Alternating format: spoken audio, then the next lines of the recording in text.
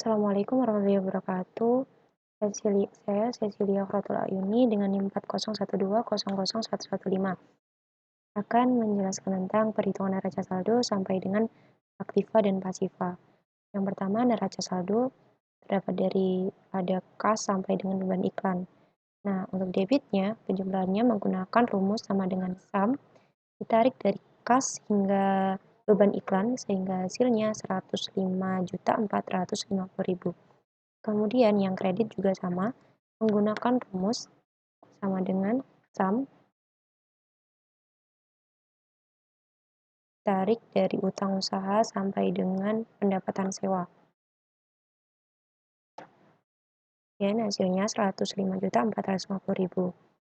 Selanjutnya ada jurnal penyesuaian. Jurnal penyesuaian rumusnya sama, menggunakan sama dengan sum ditarik dari beban gaji karyawan hingga iklan dibayar di muka.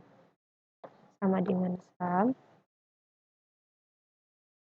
ditarik dari beban gaji karyawan sampai dengan iklan dibayar di muka. Hasilnya 10.325.000. Yang kredit juga sama dengan sum ditarik dari perlengkapan hingga utang gaji. Oke, yang ketiga ada neraca saldo setelah penyesuaian. Neraca saldo ini saya ambil dari kertas kerja atau neraca lajur, tinggal di kopas aja. Caranya sama, untuk penjumlahannya menggunakan sama dengan sum juga. Kita bahas yang neraca saldo disesuaikan. Nah, ini menggunakan rumus sama dengan sum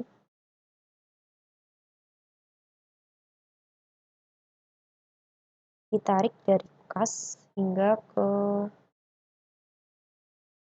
iklan dibayar di muka.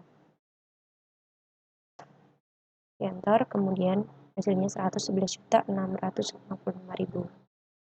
Yang kredit juga sama, ditarik dari utang usaha sampai dengan utang gaji. Hasilnya sama dengan yang debit, 111.655.000. Kertas kerja ini ada berisi neraca saldo, jurnal penyesuaian, neraca saldo disesuaikan, laporan laba rugi, dan neraca. Kita bahas yang laporan laba rugi terlebih dahulu. Laporan laba rugi ini ada pendapatan dan juga beban. Nah, jumlah pendapatan diperoleh dari sama dengan sum menggunakan rumus Excel sama dengan sum pendapatan jasa ditarik sampai pendapatan sewa. Sehingga hasilnya 38.650.000. Nah, kemudian jumlah bebannya sama, menggunakan rumus sama dengan sum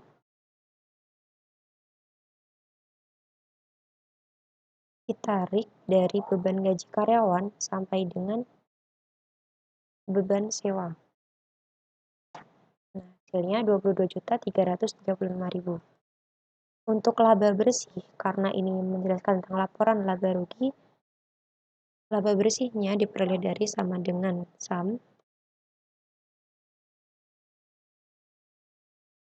jumlah pendapatan dikurangin dengan jumlah beban. Hasilnya 16.315.000. Nah, selanjutnya ada neraca. Neraca ini ada neraca dan juga ada laporan perubahan ekuitas modal.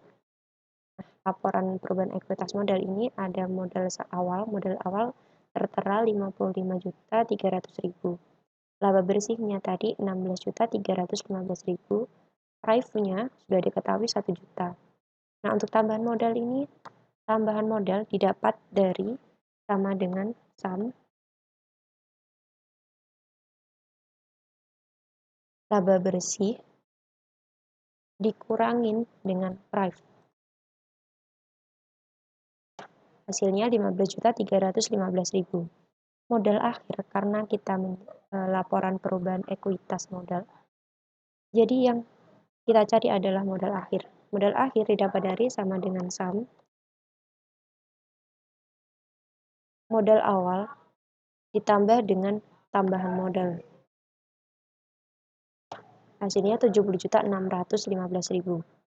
Kemudian ada neraca. Neraca ini ada aset lancar, aset tidak lancar, dan juga pasifa. Aset lancar itu terdiri dari kas, piutang usaha, perlengkapan, sewa dibayar di muka, iklan dibayar di muka. Rumusnya sama,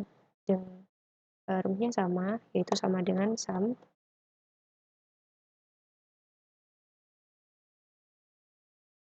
kas ditarik sampai iklan dibayar di muka. Jadinya 47.270.000. Kemudian, aset tidak lancar itu ada peralatan, akumulasi penyusutan peralatan, kendaraan, akumulasi penyusutan kendaraan. Ini agak beda karena peralatan jumlahnya ini menggunakan sama dengan sum peralatan dikurangin akumulasi penyusutan peralatan ditambah kendaraan dikurangin akumulasi penyusutan kendaraan. Karena di sini sudah saya beri tanda minus di akumulasi penyusutan sehingga langsung saja sama dengan sum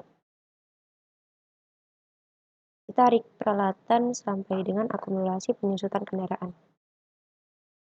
Sehingga hasilnya 36.945.000.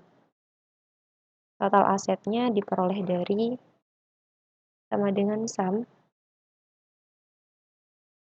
jumlah aset lancar